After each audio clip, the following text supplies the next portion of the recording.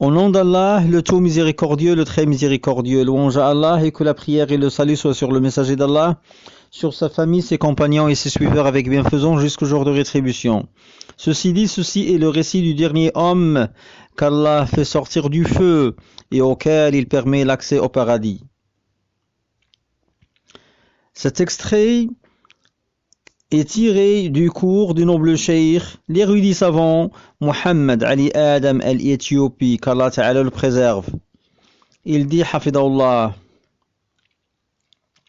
Ensuite, Allah finit le jugement entre les serviteurs. Et il reste un seul homme entre le paradis et le feu. Et c'est le dernier parmi les gens du feu à regagner le paradis. Quel est son état? Il a la face vers le feu. C'est-à-dire il est sorti du feu et il est resté devant sa porte. Il dira « Ô Allah, détourne ma face du feu. Son vent me fait mal et sa chaleur me brûle. » Allah lui répond « Mais si on t'accorde ceci, ne vas-tu pas demander autre chose ?» Il dit « Non, jamais. » C'est-à-dire qu'il fait des jurements et il donne des serments de ne pas demander autre chose.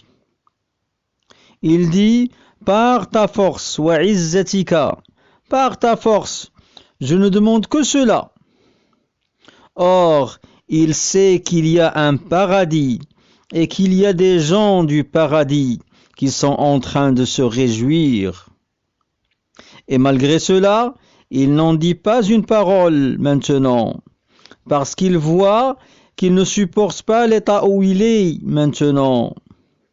Il demande uniquement d'être détourné de la direction du feu, tout en donnant des serments et des promesses. Alors Allah fait détourner sa face du feu. C'est-à-dire qu'il est maintenant en direction du paradis. Quand il est dans ce nouvel état, il voit la beauté du paradis. Et alors, de loin, il aperçoit un arbre ombrageux, sous lequel il y a de l'eau. Il se tait pendant la durée qu'Allah veut, puis il dit « Ô Allah, rapproche-moi de cet arbre, afin que je profite de son ombre et que je boive de son eau. » Ô fils d'Adam, comme tu trahis ta promesse, il y a si peu de temps où tu me promettais de ne rien demander d'autre. Ô Allah, pour pas que je sois le plus malheureux parmi tes créatures. Alors Allah le rapproche de cet arbre. Il boit de son eau et profite de son ombre. Quand il se repose un peu, il allonge sa vue. Il aperçoit qu'il y a un second arbre meilleur. Il se tait tant qu'Allah veut, puis, ô Allah, rapproche-moi de cet arbre-là, qui est meilleur que celui-ci. Ô fils d'Adam, comme tu trahis ton serment, n'as-tu pas promis de ne rien demander encore? Ô Allah, pour pas que je sois le plus malheureux parmi tes créatures.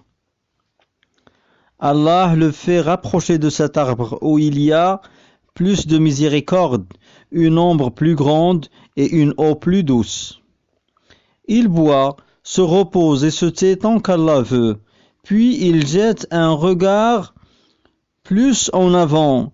Il aperçoit, près de la porte du paradis, un arbre meilleur. Il dit « Ô Allah, rapproche-moi de cet arbre-là. » Oh, comme tu trahis tes promesses. Oh Allah, pour pas que je sois le plus malheureux parmi tes créatures.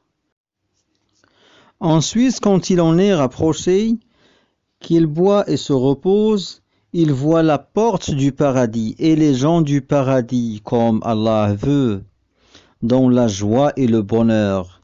Il demande, ô Allah, rapproche-moi pour que je trouve de son air et de son odeur.